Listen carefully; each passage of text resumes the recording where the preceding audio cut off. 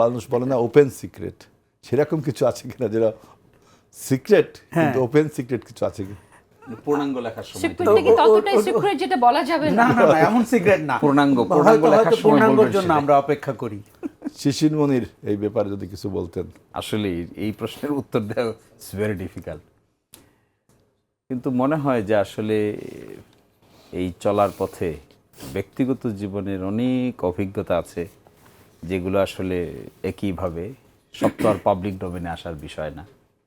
কিন্তু তারপরে মনে হয় আমার একটা জিনিস বারবার মনে পড়ে, ছোটবেলা থেকেই আমি মনে হতো যে গরিব মানুষ আসতো ভিক্ষা করতে, তো দেখতাম শীতের দিন গায়ে কাপড় নেই, তো কেমন করে ভিক্ষা নিতে আসছে, আরেকজন লোক তাকে কোনো রকমভাবে তাড়িয়ে দেওয়ার চেষ্টা করছে। তো একদিন আমার মাথার মধ্যে খুব ভূত চাপছে যে ওর গায়ে যে কাপড় নাই শীতের দিন, ওইটা সহ্য করে কেমন।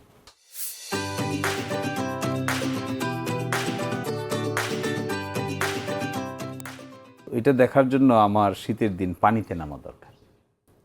তো পানিতে নামলাম, লোকেরা আমার হাসাহাসি করে, তুমি পানিতে নামছো কেন শীতের দিন?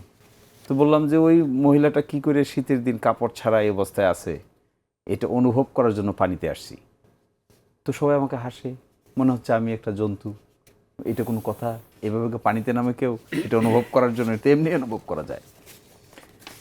এছাড়াও এই পথ চলাতে যে পরিবেশে আমরা বড় হয়েছি, আমি তো একেবারে অজপাড়াগায়ে বড় হয়েছি। আমরা হেঁটে গিয়েছি কাদা দিয়ে স্কুলে। আমার এখনও মনে পড়ে আমরা বাড়ি থেকে রওনা দিলে স্কুলে যেতে কোনোদিন জুতা পরে স্কুলে যেতে পারি নাই। স্কুলে যেতে যেতে কাদা ছাড়া কোনো রাস্তা ছিল না, কিন্তু সেই রাস্তা দিয়ে যেতে যেতে একদিন আমার এখনও মনে পড়ে ক্ষেতের আইল দিয়ে হেঁটে যাচ্ছি, হঠাৎ করে স্কুলে আসছে হলো বিসিজি টিকা দেওয়ার জন্য। তো তখন বিসিজি টিকা দেওয়ার সিস্টেম ছিল ভিন্ন, একেবারে আগুনের মধ্যে করে দিয়ে জোর করে, এখন যে টিকা দেওয়া হয় এই সিস্টেম ছিল না, ভিন্ন রকম সিস্টেম। তো আমাদেরকে জোর করে ধরবে, আমরা স্কুল থেকে জোরে পালাবো। দৌড় দিছি পালাইতে গিয়ে, কিছু দূর গিয়া ওই ক্ষেতের আইলে আমি এবং আমার বোন দুইজনেই ক্ষেতের মধ্যে পড়ে গেছি। আমাদের দুজনকে ধরছে।